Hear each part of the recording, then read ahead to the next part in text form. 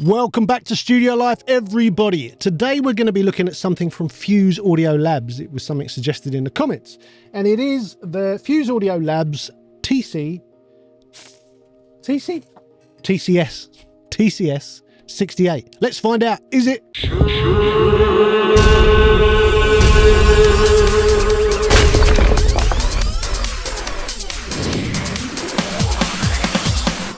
So, if anyone out there is as old as me, maybe a little bit younger or any amount older, you will remember the dark days of cassette multi-track recorders.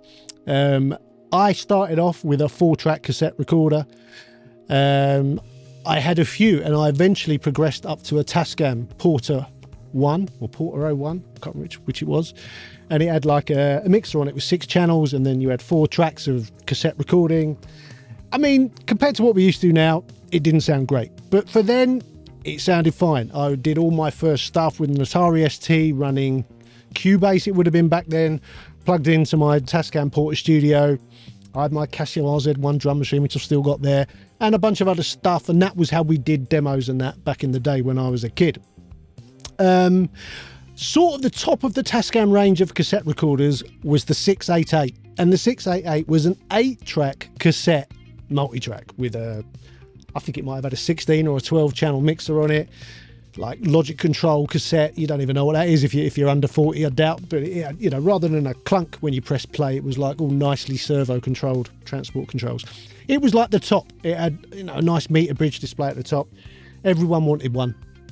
You know, everyone really wanted a reel-to-reel, but realistically this might just be in your, you know, if you saved up for a couple of years, you might get a 688. I think this is modelled or copied on a Tascam 688 channel because it looks quite similar. The EQ looks like it might be from that, and it's called the TCS68, so I think it's probably based on the Tascam 688. So why would you want to do that?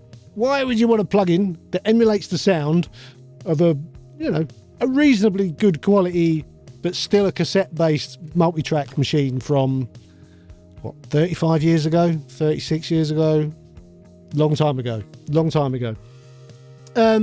Well, basically the same reason people want saturation plugins these days. They want dirt, they want character, they want something that is a bit different.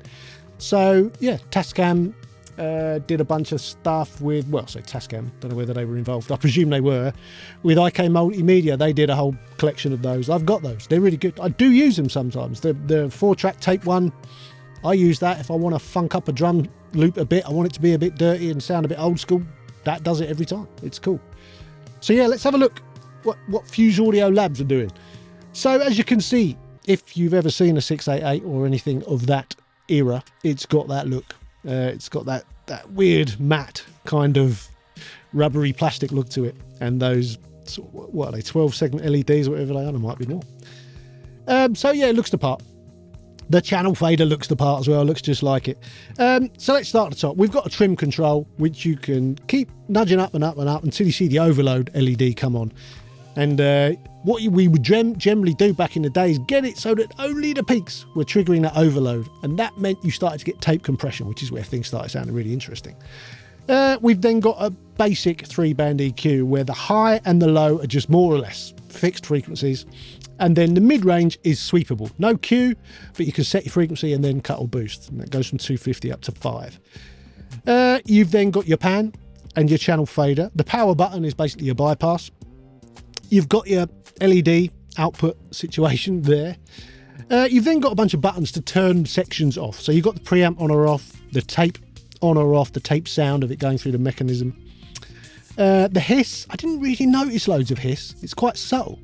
EQ, turn that on or off, and you can turn off what it says there, X-Talk. That's crosstalk. Crosstalk back in the day, especially on cassette multi-tracks, was pretty bad. You know, you record your drums or your kick on channel 1, you turn channel 1 down and just listen to channel 2, which you haven't recorded anything on yet. There'd be a little bit of whatever you recorded on 1 coming through on 2.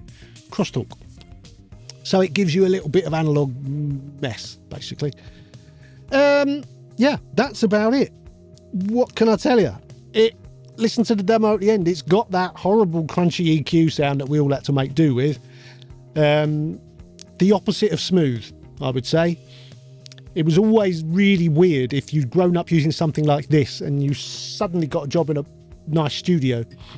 You suddenly realised how subtle and smooth professional EQs are and how sort of nasty these ones were. But it's got a sound. You'll see the demos at the end. On the first track, I put the drums through one of these and also the whole mix, so you can hear what it does. Demo, 14 days. Can't argue with that. Price, £53. Now, I'm always saying that plugins should be around the £50 mark. So you would think, yeah, 53 is fair, right? I don't think it's enough of a thing that it's worth 53 quid. I think it could be a bit less. If this was around the £30 mark, I think that would be a better price. They appear to have a standard pricing thing for Use Audio Labs, though. They're all pretty similar, their prices. But it does what it says on the tin. It sounds all right. I A/B'd this with my IK Multimedia version. And although that's based on a 4-track rather than an 8-track, they sound quite similar. They've both got that vibe.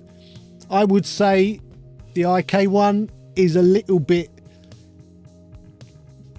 easier to hear. Maybe. A slight amount. Not much in it. This does it. This does it. If you're after that sound, this does do it. So star rating, I'm going to say 3. And the reason I'm going to say 3, I think the price could just be a little bit lower. And they haven't really given us any kind of extras. It could have had something more interesting going on with it. So, yeah. Oh, my phone is going nuts at me. Who's trying to phone me? Oh. I'll phone you back. Anyway, 3 stars, I think, is pretty fair. It's not shit. It does what it says on the tin. It could just do more and be a bit cheaper. Anyway, moving on. If you could like the video, that would be very handy. If you could subscribe to the channel, that would be even better. There is an Instagram, which is Mixdown Mastering. See everything I get up to in this studio at work.